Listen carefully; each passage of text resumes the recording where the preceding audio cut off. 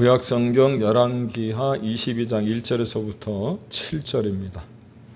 제가 천천히, 여기도 낯선 이름들이 많기 때문에 천천히 제가 봉독해 올릴 테니 여러분들이 잘 따라와 주시면 되겠습니다.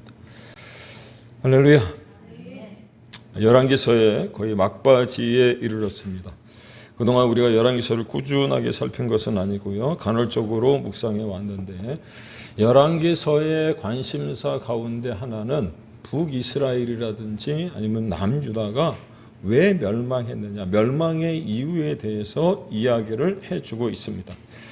뿐만 아니라 열왕기서에 등장하는 수많은 왕들의 족적을 살펴가다 보면 열왕기서가 일관되게 하고 있는 이야기 중에 하나가 무엇이냐면 형통한 날에, 고난의 날이 아닙니다. 형통한 날에 믿음을 지키는 일이 정말 어렵더라라고 하는 것을 가르쳐 주더라는 거예요. 그렇다면 이스라엘 열 왕들도 그렇고 지금의 우리들도 그렇고 왜 그렇게 우리 주님이 다시 오시는 그 마지막 순간까지 우리의 믿음이 지속되어져야 함에도 불구하고 인간의 연약함이 드러날 수밖에 없느냐. 우리가 오늘 본문을 통해서 한번 생각해 봐야 되는데, 사실 그거보다 더 중요한 부분들이 오늘 말씀 가운데 포함이 되어져 있어요. 그렇습니다.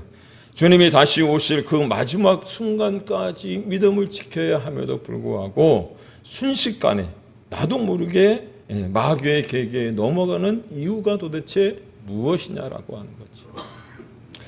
출판된 지 조금 된 시간이 된 어떤 한 권의 책이 있습니다. 한계 너머에서 만난 하나님이라고 하는 책이에요. 이 책을 통해서 제가 많은 은혜를 받았던 기억이 있습니다. 알레한드로 로드리게스라고 하는 아르헨티나 출신의 목사님의 간증집 같은 책이에요. 이 책이에요. 그런데 이 책의 주요 내용 가운데 하나가 앞에 화면에 보시는 것처럼 사람들은 새로운 미래를 개척하기보다는 현재의 삶을 계속해서 유지하려고 하는 어떤 욕구가 더 강하다고 하는 거예요. 모험과 고난의 현장으로 나가려 하기보다는 평안과 즐거움이 있는 내부에 머물기를 원한다는 거죠. 지금 안전하다 싶으면, 지금의 삶이 복되다 싶으면, 지금의 삶이 무언가 내게 혜택을 주고 있다라고 생각이 들면 그냥 그 자리에 머물기를 원하고 움직이지를 않으려고 한다는 거예요. 이를 알레한드로 로드리게스 목사님은 영적 관성의 법칙이라고 불러요. 이 책에서. 무슨 말이냐면 제자리로 돌아가려고 하는 어떤 습관이 인간들에게 다 있다라고 하는 거지. 그리고 이 영적 관성의 법칙으로 인하여 우리 또한 하나님께서 허락하신 기회를 놓칠 때가 얼마나 많은지 모른다며 이렇게 써놓고 있더라고 하는 겁니다. 따라서 그 기회를 놓치지 않아야 되는데, 하나님이 들려주시는 어떤 음성들을 듣고 내가 하나님이 주신 그 기회들을, 어떤 계기들을 통해서 하나님이 주시는 복을 더 많이, 더 크게 받아야 됨에도 불구하고 그렇지 못한 순간들에서 벗어나 영적 관성의 법칙을 깨트리는 길을 하나 가르쳐주고 있습니다. 그것은 다름이 아니라 앞에 화면에 보시는 것처럼 안전지대를 떠나기로 결단해야 된다라고 하는 거예요. 편안하고 익숙한 것을 떠나 지금까지 한 번도 가보지 않은 영역으로 가라고 그렇게 이야기를 해요. 뿐만 아니라 믿음의 영웅들도 이런 우리와 같은 딜레마에 빠졌는데, 그들이 믿음의 영웅이라고는 소리를 들을 수 있었던 이유가 무엇이냐면 죽음은 죽으리라 라고 하는 각오를 가지고 위험지대로 발을 내디뎠을 때 하나님의 기적을 체험할 수 있었고요, 또 하나님의 도우심을 맛볼 수 있다고 이야기하고 있더라고 하는 겁니다. 왜냐하면 이 알레한드로 로드리게스 목사님은 그렇게 얘기를 해요. 우리 그리스도인들은 안전지대에 머물러 자신의 삶을 바라보는 생계형 크리스찬이 아니기 때문이라. 믿습니까? 그저 먹고 사는 문제, 지금 먹고 사는 것이 문제가 조금 해결되어졌으니 그냥 이 자리가 좋사오니라고 생각하고 영적 관성의 법칙에 의해서 그 자리에 머물러 있지 말라는 거예요. 따라서 하나님은 우리를 시시한 생계형 크리스찬이 아니라 세상을 변화시키는 위대한 크리스찬으로 부르신 줄로 깨닫기를 바랍니다. 그런데 그 안전진화를 떠나서 한계를 뛰어넘어야 하는데 우리 스스로가 그것을 깨달아 알기에는 너무도 좀 부족하더라고 하는 거죠. 저 또한 이 책을 다시 한번 보는 가운데 느꼈던 것이 무엇이냐면 제 스스로 정한 한계 때문에 하나님마저도 일하실 수 없도록 하는 것은 아닌가, 그런 어떤 우려심이 들더라고 하는 거죠. 그렇다면 혹 여러분들 가운데 여러분들이 그런 어떤 한계를 뛰어넘어서 하나님의 복을 받고 하나님의 은혜를 누리며 하나님이 주시는 기적을 체험하신 분들이 있으십니까? 그리고 그 방법을 알고 계신다면 여러분, 제가 그 한계를 뛰어넘고 싶은데 그 솔루션을 좀 가르쳐 주시면 안 될까요? 말씀을 준비하는 가운데 그런 생각이 들더라고요. 도대체 내가 어떻게 해야 이 한계 너머에 계신 하나님을 만나는 삶을 살 수 있고요, 도대체 이 상황과 좀 어려움들을 극복할 수 있을까, 그런 생각이 들었는데 여러분들이 알고 계시는 방법이 있다면 저에게 좀 가르쳐 주시면 감사하겠습니다. 무엇입니까? 그래요. 말씀을 준비하며 고민하고 기도하는 가운데 제가 얻은 해답이 무엇이었느냐, 그 솔루션이 바로 순종이더라는 거예요. 순종. 주저앉은 그 자리에서 일어나 주님의 부르심에 순종의 걸음을 내딛게 될 때에 분명 우리가 한계 너머에 계신 하나님을 만나게 되실 줄로 믿으시기를 바랍니다. 지난주에도 말씀을 드렸잖아요. 백지수표를 하나님이 내놓으실 때 그 하나님의 요구가 무엇이든지 내가 그 하단에 내가 사인을 하는 것이 믿음이고 순종이라면 여러분, 그 순종의 걸음을 내딛게 될 때에 한계 너머에 계신 하나님을 만나게 되시는 줄로 여러분 깨닫기를 바랍니다. 그렇다면 왜 순종해야 되는지를 우리가 또한 알아야 됐잖아요. 순종이 그 해답이라고, 한계를 뛰어넘는 방법이라고 했다면 왜 순종해야 되는 거죠? 그 순종해야 되는 이유가 도대체 무엇이냐? 그것은 다름이 아니라 나는 잘 몰랐지만 지금도 나를 위해서 일하고 계시는 하나님이 여전히 살아계시기 때문인 줄로 여러분 믿으시기를 바랍니다. 나는 느낄 수 없었는데 하나님이 나를 돌보시고 보호하시고 은혜 주시며 지키시는 줄로 여러분 믿으시기를 주의 이름으로 축복합니다. 우리가 순종하지 않아서 그렇지 순종하기만 하면 우리의 인생도 달라지고 교회도 부흥의 역사가 나타나게 되는 줄로 깨닫기를 바랍니다. 어제 남전도의 연합회 여러분 그 전도 축제 행사도 마찬가지예요.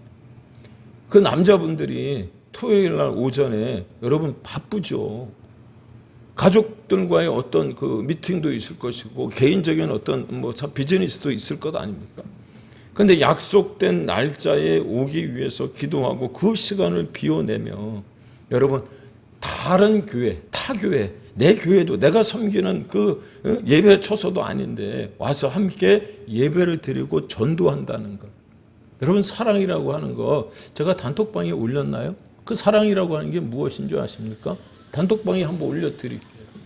내 시간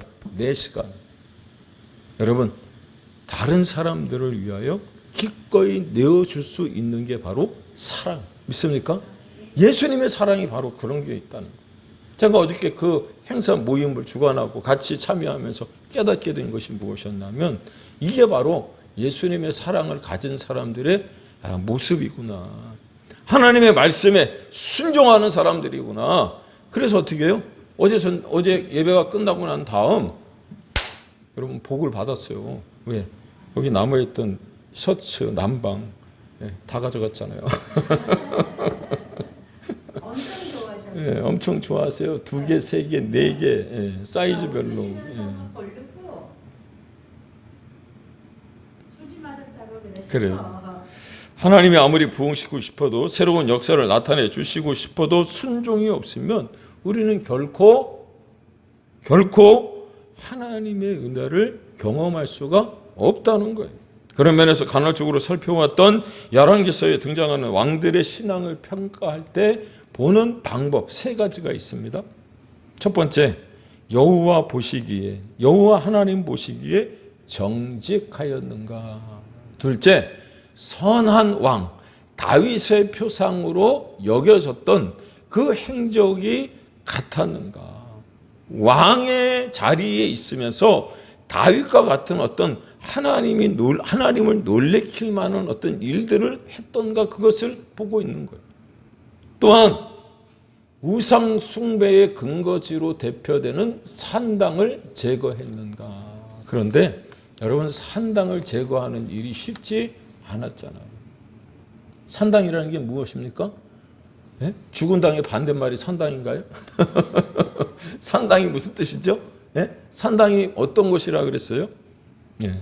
하나님께 예배를 드리는 초소이기도 하지만, 제사를 드리는 장소이기도 하지만, 그 장소에서 우상 숭배를 하고 각양 뭐라 그럴까요? 신상들을 가져다 놓고 다른 잡심들도 거기 앞에서 비는 장소가 산당이었단 말이에요.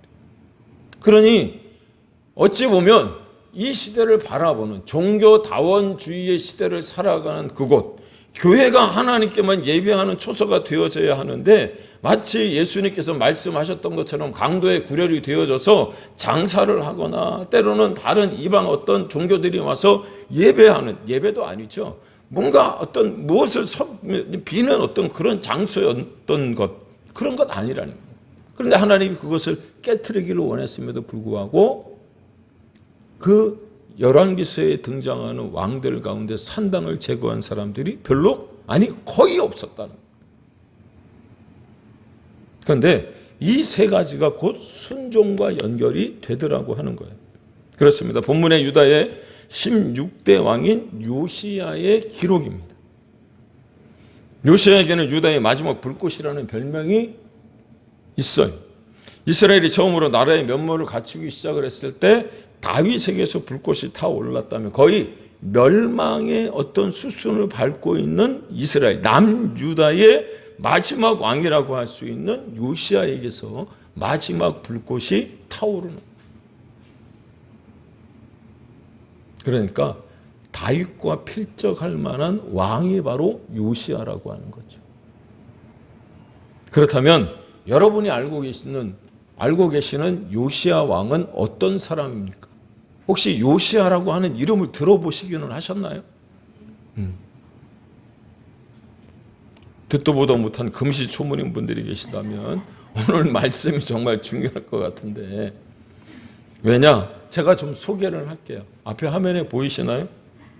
요시야는 이스라엘의 역대급으로 악한 왕이었던 므낫세라고 하는 왕, 할아버지였던 그 므낫세의 뒤를 이어서 요시야가 8살, 오늘 본문에 8살의 왕위에 올랐다 그랬잖아요. 그런데 그 중간에 아몬이라고 하는 아버지가 있었어요.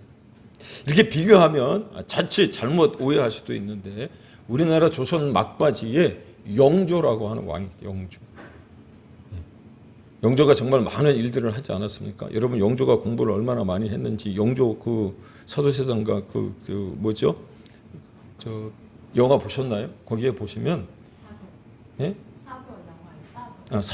사도에 보시면 24시간 가운데 16시간을 공부한 사람이 영조. 어마어마하게 공부를 많이 했던 사람들. 쉬는 시간이 별로 없어요. 저는 시간 낭비하는 것 자체가 굉장히 싫어하는 사람 중에 한 사람인데, 영조가 그랬던 것 같아요. 왕위에도 굉장히 오래 머물러 있지 않았습니까? 그런데 그 중간에 누가 있었죠? 사도세자가 있었고, 사도세자가 뒤지에 갇혀 죽고 난 이후에 정조가 왕의 자리에 오르잖아요.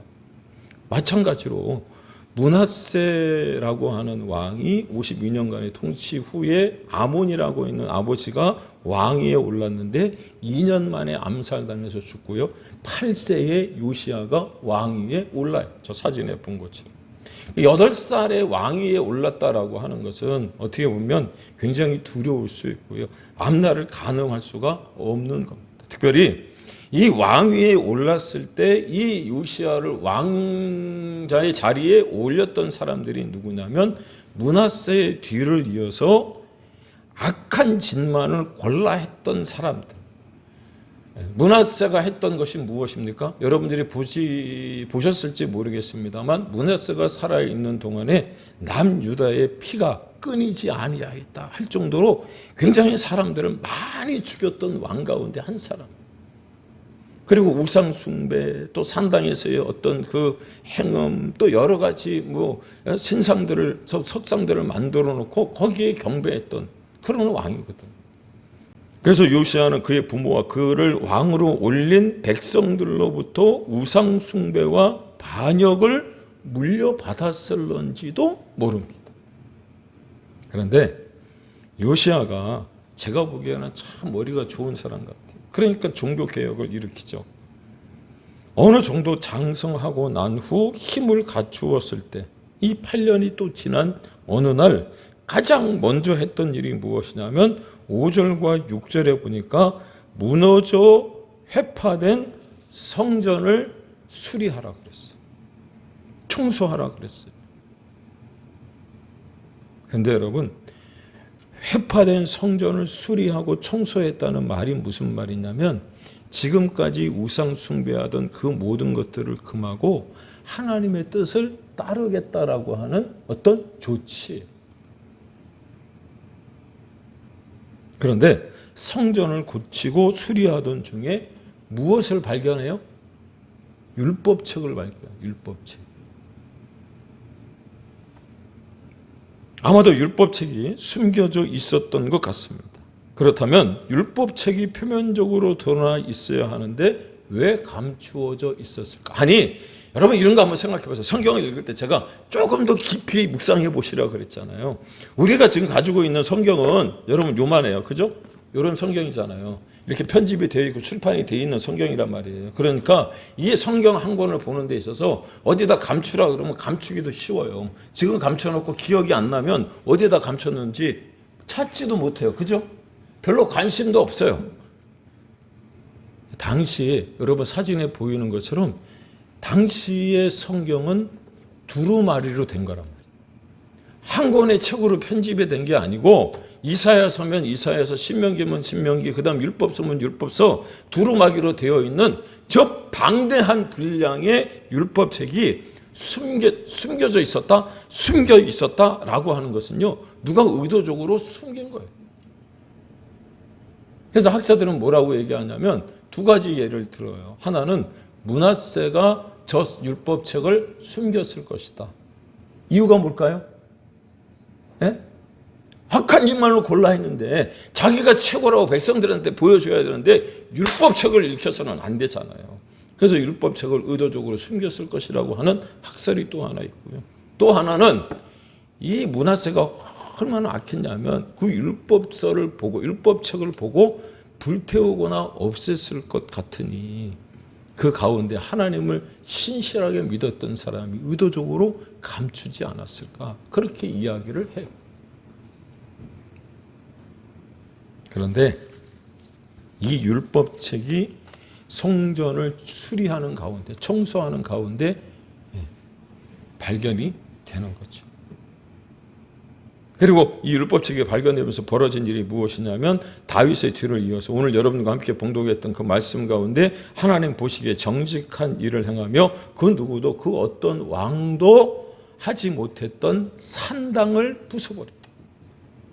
산당을 깨트려 버린단 말이에요. 우상을 섬기던 제사장들을 피하고 석상과 아세라 목상들을 찍어 버립니다. 이 엄청난 종교개혁을 시행하는 거예요. 이를 두고 성경은 이렇게 묘사합니다. 열왕기하 22장 2절에 요시야가 여호와 보시기에 정직히 행하여 그의 조상 다윗의 모든 길로 행하고 좌로나 우로나 치우치지 아니하였더라.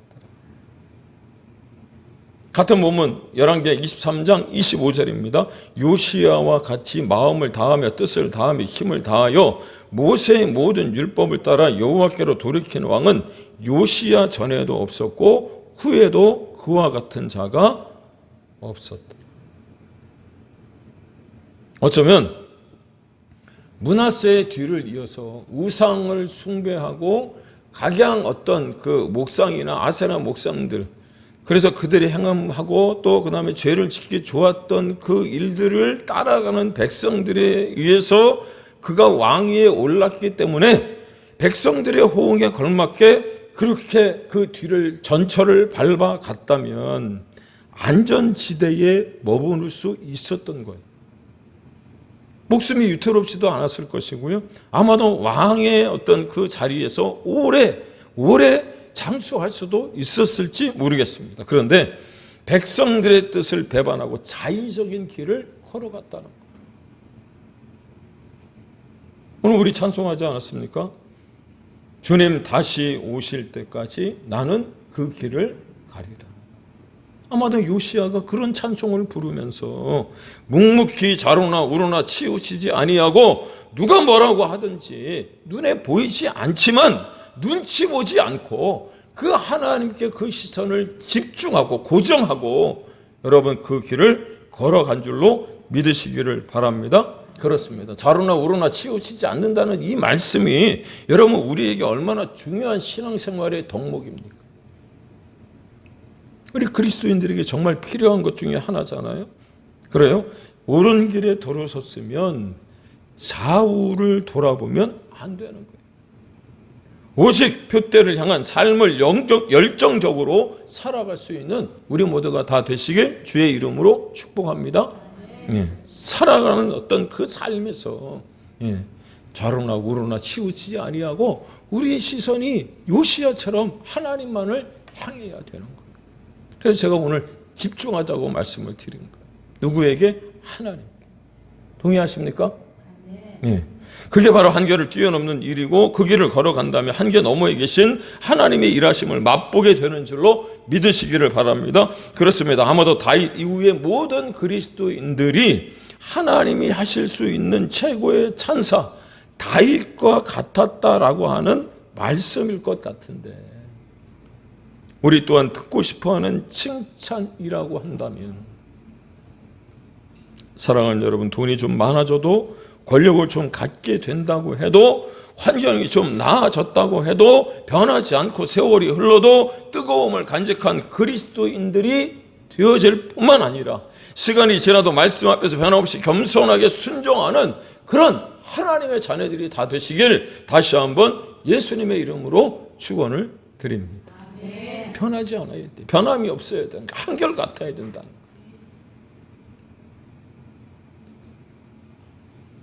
내 말씀을 준비하는 가운데 그런 생각이 들었어요. 이런 그리스도인들이 너무너무 그립다.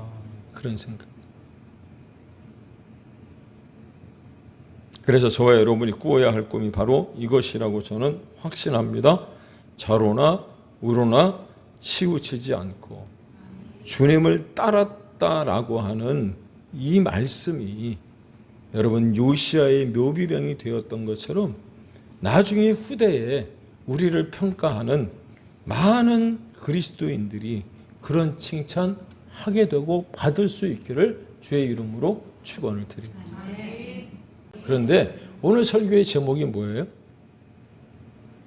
한계를 뛰어넘는 원동력이라고 그랬잖아요.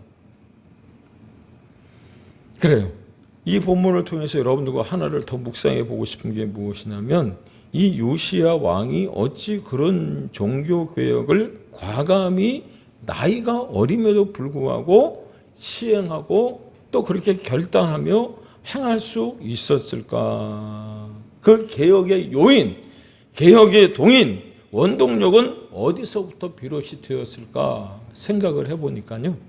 14절 말씀, 우리는 읽진 않았습니다만 이렇게 기록이 되어져 있더라고요. 제가 봉독해 올립니다. 이에 제사장 hil기야와 또 아히감과 악볼과 사반과 아사야가 여선지 훌다에게로 나아가니 그는 하라스의 손자 디과의 아들 예복을 주관하는 살룸의 아내라.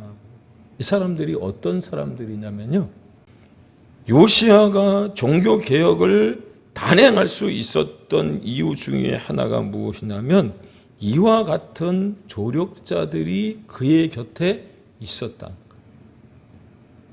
보세요. 여러분들이 눈여겨보셨는지 모르겠습니다만 이 시간 본문에 등장하는 무명의 사람들을 제가 하나님 앞에서 소환해 보려고 합니다. 그들뿐만 아니라 예루살렘 성을 지켰던 경비대, 22장 4절에 나오죠. 성전을 수리하던 목수, 건축자, 미장이, 건축 감독들입니다. 보이시나요? 그런데 그들이 요시야가 얼마나 신뢰를 했으면 그들에게 성을 건축하고 수리하고 청소하는 데 있어서 나누어 주었던 은을 그 마지막에 회개하지도 않았다는 거예요. 그만큼 신뢰했다는 거예요. 무엇을 말씀드리려 하느냐면 요시야가 왕이 된 지 8년이 되던 해에 8살에 왕이 되어져서 8년이 지난 16살에 왕이 어떤 그 왕권이 회복이 되어졌을 때 역대하 같은 본문을 기록하고 있는 35장에 보시면 그가 하나님 앞에 나가 구했다라고 하는 겁니다. 무엇을 구했을까요? 아마도 지혜를 솔로몬과 같이 구하지 않았을까요? 이 나라와 민족이 므낫세로 인하여서 이제 하나님의 말씀이 이 나라가 멸망당할 것이라고 하는데 그 율법책을 읽는 가운데 오직하면 그가 그 마음이 처참함이 들어서 옷을 찢고 하나님 앞에 나가 회개할 어떤 그런 모습이 있었던 요시야가 참고 기다리는 중에 그 전까지는 자신의 목소리를 내지 못하고 나이도 어렸지만 힘도 없었던 그였지만 하나님께 지혜를 구하고 나이가 조금씩 들어가면서 그 힘이 그 어떤 정치의 어떤 권력이 어떤 그 권세가 조금씩 이렇게 힘이 생겼을 때 자신의 생각과 비전을 펼쳐 나아갈 수 있었던 그 순간까지 했던 일이 무엇이냐면 주변에 조력자들을 모았다는 거예요. 믿습니까? 비록 나이는 어렸지만 그를 지지할 사람, 그와 생각을 같이 할 사람들, 개혁에 동참할 사람들을 모았다는 거예요. 믿습니까? 개혁이라고 하는 게 왕 혼자서 할 수 있는 게 아니거든요. 힘이 아무리 좋아도 여러분 옆에서 돕는 사람들이 없으면, 함께 같이 해주는 사람이 없으면 개혁을 이룰 수가 없는 거예요. 가서 산당을 제거하라 그러는데 산당을 제거해서 뭐 하느냐고. 지금까지 산당이 있어도 하나님께서 주신 복을 누리고 살고 은혜를 받았는데 그냥 산당 왜 없애느냐고 할 수도 있잖아요. 성전 수리하라고 청소하라고 그러는데 그 성전 여태까지 뭐 수리 안 하고도 하나님께서 우리와 함께 하셨는데 굳이 뭐 청소할 필요가 있겠느냐고 그렇게 말한다면 여러분 개혁이라고 하는 건 할 수가 없는 거잖아요.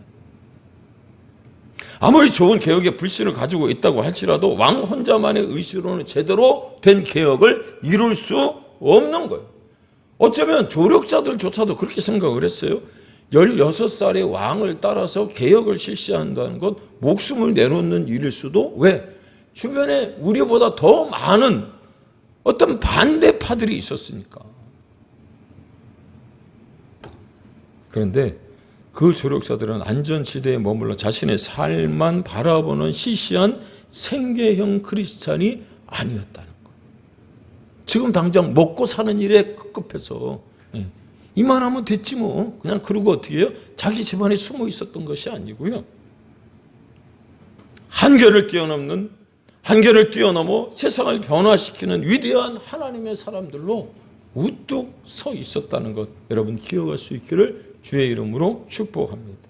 그래 요시야의 개혁이 가능했던 이유는 오늘날처럼 이기적인 어떤 개인주의가 팽배한 시대와는 전혀 다른 삶의 가치를 알았던 사람들이었기에 가능한 거예요.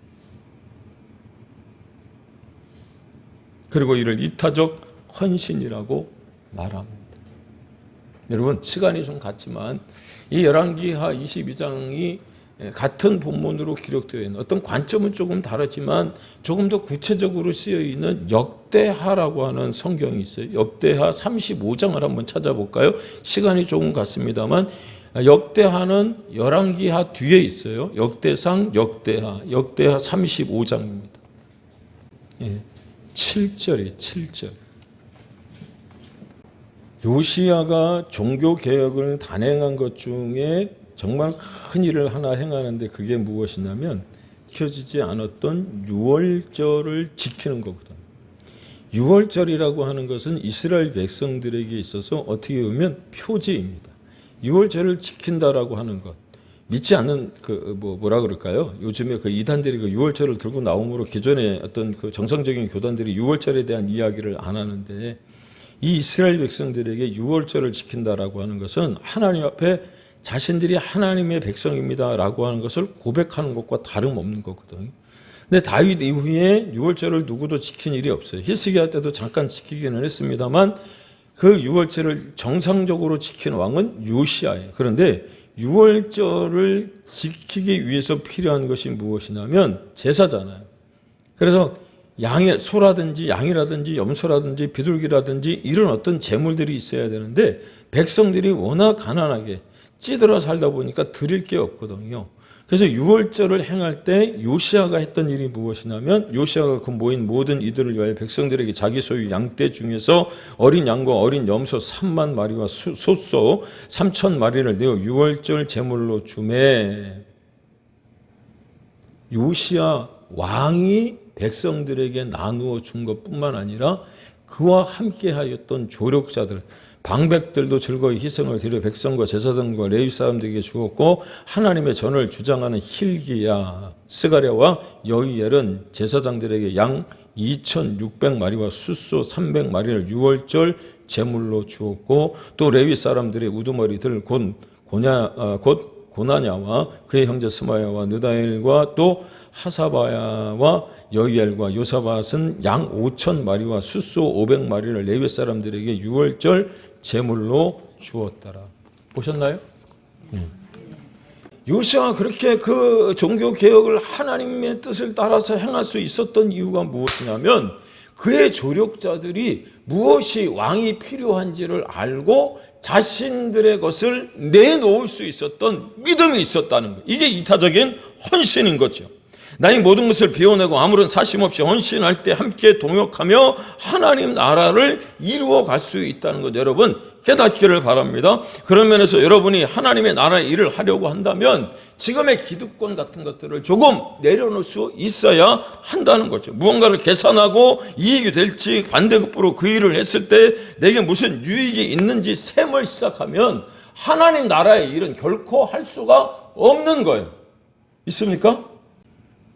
나만 축복을 받으면 된다는 복의 기득권을 내려놓아야 주님의 뜻을 이룰 수 있는 겁니다. 물론 이익사회는 계산하지 않을 수 없죠.